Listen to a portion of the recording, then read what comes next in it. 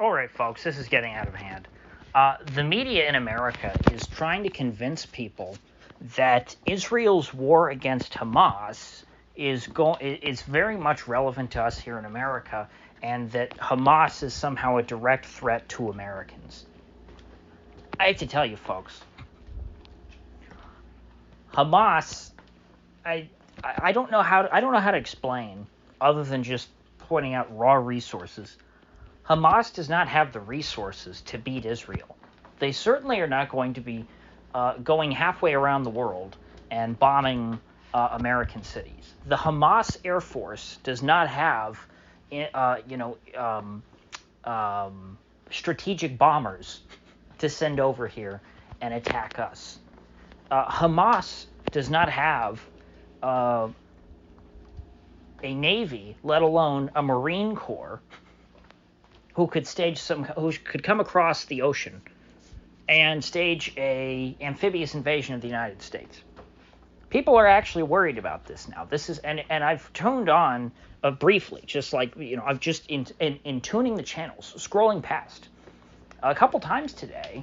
Conservative talk radio, Sean Hannity, I should say, because not all talk radio is Sean Hannity. Sean Hannity he's his own breed of stupid. Although he's not stupid, because he knows exactly what he's doing. I think Sean is a smarter guy than he lets on. I think that he is just a very dishonest and bad person. That's kind of more my read on Hannity. I don't think he's stupid. I think that he is malicious. But anyway, listening to a few minutes of him and Fox News, as much of it as I could take, it became clear to me what the narrative is today.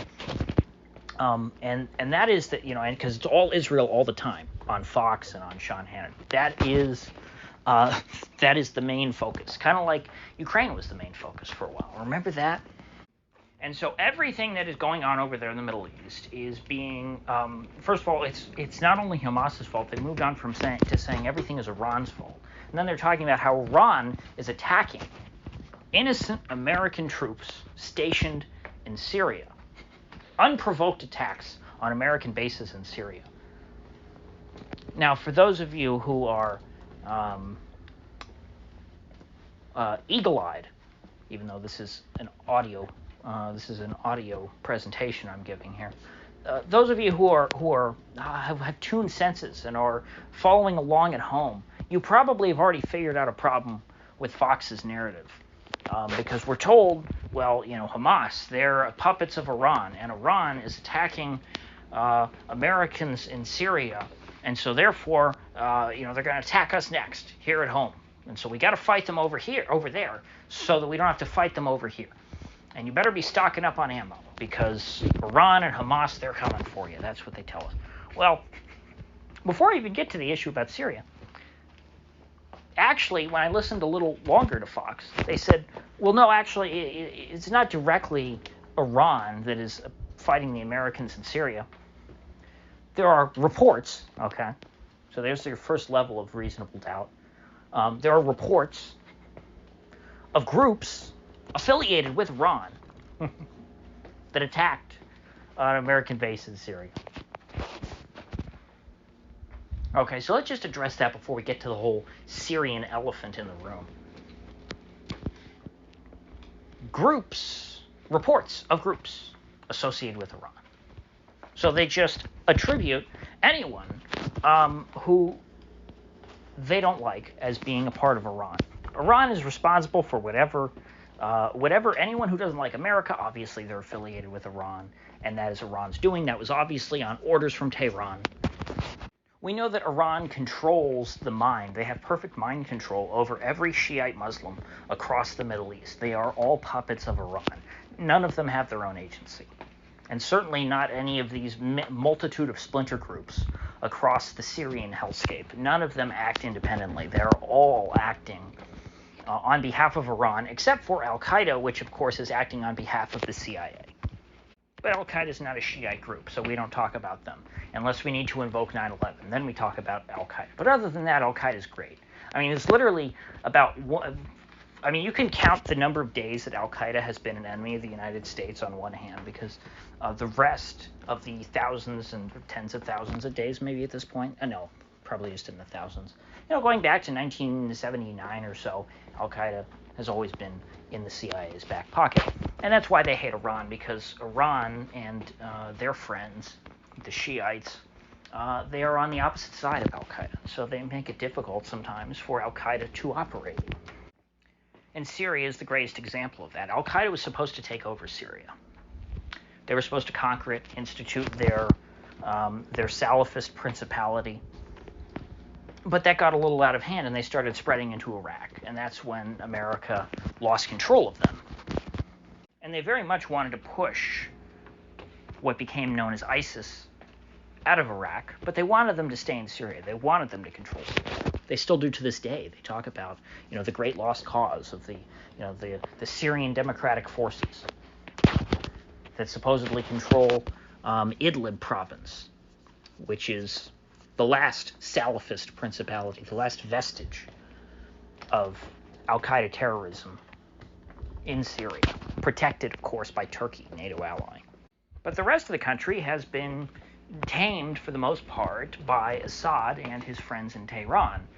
And why is it that Assad is friends with Tehran? Oh, wait, I'm getting ahead of myself. I avoided too much. I should have addressed the elephant in the room first, which I alluded to earlier. That is the fact that there are Americans stationed in Syria illegally. Syria does not want America there. They do not have any permission to be there. They are invaders. They are illegal invaders in Syria. Iran, on the other hand, are allied with Syria. And so even if Iran themselves were the ones attacking the Americans in Syria, it would be completely justified because they would be defending their ally. That is what you're supposed to do when you have an alliance.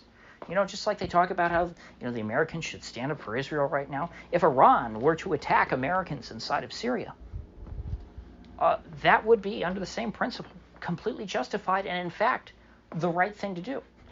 But they're not even claiming that. They're claiming that there are reports.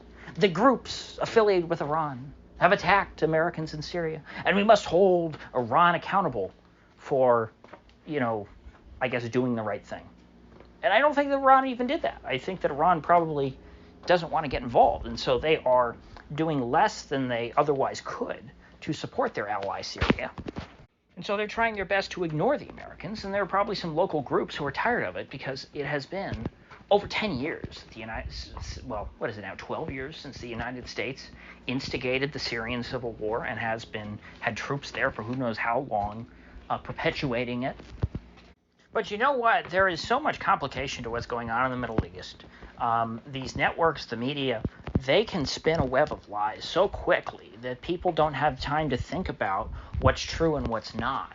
They just jump to so many conclusions at such a rapid pace that all of a sudden they get people thinking, oh my gosh, there's going to be a war coming to America, and we're going to be sucked into war if we don't, give the military-industrial complex everything they want. And it's easy to scare people when you do that because, they don't know about this stuff anyway. And so if you talk really fast and you sound like you know what you're talking about and you sound really confident, they're not going to catch on that you're bullshitting them. That segment on Fox News was a perfect example because if you just listen about that and you didn't know anything, you think, wow, that sounds really bad.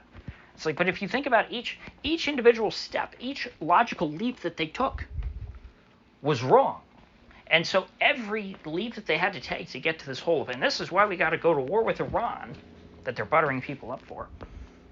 Once they got to that step, they had made like five bullshit leaps in logic. And so it was a lie built on a lie built on a lie that led them to the conclusion, therefore we must go to war with Iran.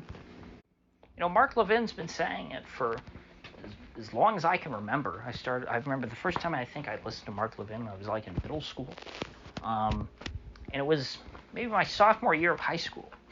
And I finally realized, you know what? Because I just bought everything hook, line, and sinker on this kind of stuff back then. Because, these are people that I trusted on other things, on domestic stuff. They made a lot of sense. So when they talked about, foreign policy stuff, I was like, oh, yeah, they're probably right about that. I didn't know all the history, but it got to be so ridiculous. It was Mark Levin who woke me up that this stuff is bullshit. Because he got to be just so absurd that even I, with my limited knowledge, and having listened to these guys, they contradicted each other, in themselves over the time. And I'm like, wait, that can't be quite true. It was specifically on the issue of Iranian nuclear weapons. And they were talking about how, oh my gosh, Iran, they're just 5 weeks away from getting a nuclear weapon. And they've been saying that literally since my entire life. You go back, you can listen to the radio archives from the year I was born, and hear Netanyahu talking about how Iran is just 2 months away from a nuclear breakout. Any day now, they're going to have a nuclear weapon. And as soon as they do, they're going to launch it against Israel and the United States and take us both out in a nuclear first strike. Despite the fact that Iran had signed the Nuclear Non-Proliferation Treaty, and they had submitted to IAEA inspections, which everyone does who has nuclear energy, to ensure that they are not producing nuclear weapons. They had all the inspectors in place that you could possibly want. Now, if you want to argue that they had secret installations or something, well, that's different. They could have that whether they have the nuclear energy or not, but as long as you have the inspections in place, then you know that the nuclear energy facilities are not being used to make nuclear weapons. Whether or not they're producing nuclear energy or not, they could have some secret underground bunkers where they're developing nuclear weapons. It's possible. North Korea does that. And so this outrage over Iran using nuclear energy because it's cheaper and more effective, because oil is something that they export. Why would they just waste oil energy when it's cheaper to produce electricity with nuclear? That made perfect sense to me from an economic standpoint. I would much rather just produce my electricity using nuclear and export all the oil that I can, or use the oil for things that oil is good for, like gasoline or diesel fuel, or lamp oil or something. And so that's what woke me up to realize that, hey, we're being lied to here. These people are, the people who are supposedly on our side in our country, are being dishonest about this issue. And so you have to do your own homework and assume that you're being lied to, and double check everything. But people who are more like me when I was in middle school or my freshman year in high school, you're going to be very easily susceptible to this idea. When people come at you and spew a bunch of gloom and doom about how the Muzzies are going to come and blow us all up, despite the fact that the friggin' Palestinians don't even have gasoline or electricity, and that Israel is saying that they will not allow any fuel to enter Gaza until all the hostages have been released, which is a form of collective punishment against all the people who didn't take hostages, which would be, I assume, 99% of the population is not actively holding hostages. It is a small group of people in Hamas somewhere in Gaza is holding these hostages, and who knows if any of the hostages are even still alive. They could have been killed in the bombings. After all, we've seen no one is safe from Israel's bombing in Gaza. A Republican congressman, Justin Amash, his second cousin, he said, and he posted the picture, an infant, killed. He was hiding out in a church, with his family, presumably, in a church in Gaza, and the church was bombed, blown to smithereens. It's a pile of rubble, and this little baby, a relative of now he's now retired U.S. congressman, but a U.S. congressman, okay, dead. A Christian baby hiding in a church. You would think, oh, gee, that's got to be it's not obviously the Christians aren't Hamas, because they're not Muslims. Hamas is supposed to be a Muslim organization, right? So you couldn't possibly think a church they're not being used for human shields. They're not hiding Hamas rocket launchers in a church. And yet Israel blew it up anyway. And so I think there's a very good chance that the hostages, at least some of them, have been killed in these bombings. Which is very sad. It's also very sad that they're being held hostage at all. But the point is, 99% of the population that's not involved in that has nothing to do with that. And so they're just going to, wallow without resources. But anyway, I'm not talking about the fairness of that. What I'm getting at here is just a pure practicality argument. If these people don't have fuel, they don't have electricity. Guess what? They're not going to come to your door. and hunt you down in America. They're not a threat to you. They are a threat to Israel because they're so close in proximity-wise, but in absolute terms, Israel clearly is always going to have the advantage. Israel is never going to let the Gazans or the Palestinians in the West Bank gain a material advantage over them because they don't want to be put in that position. Why would you? If you have a mortal enemy right next to you, and you feel that there's no possible path to reconciliation, why would you allow them to gain a material advantage? You don't. So they are kept destitute.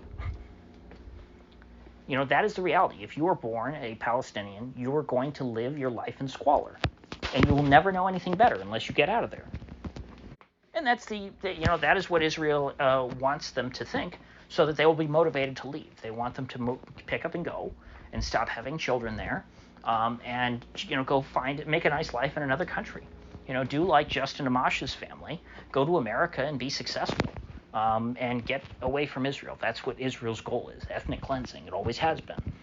Now, that's not to say that people sympathetic to the Palestinian cause are not going to commit terrorist acts in the West. We had that in, what was that, like 1971? They always bring it up. The Israeli Olympic team in Munich was all killed by some Palestinians. And then you had 9/11. Osama bin Laden cited the Israelis' treatment of the Palestinians as one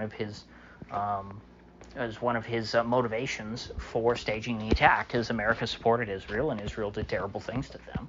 And so he said part of this is to get vengeance for those people.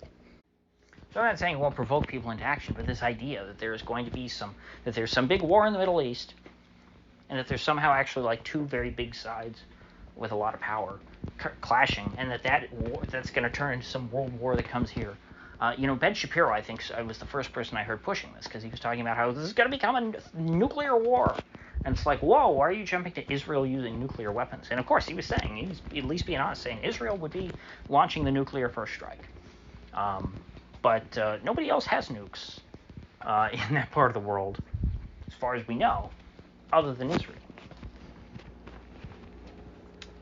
Pakistan has nukes, but they're pretty far away. Pakistan is saving their nuclear weapons for India, so I don't think they're going to waste them on Israel. So anyway, I just wanted to get some of that out of my system. I'm going to continue trying to monitor this, the fear amongst people in the public, and how people are being whipped up into a frenzy, because it's very unhealthy, it's very disturbing. And I feel very bad for the people who are falling victim to this.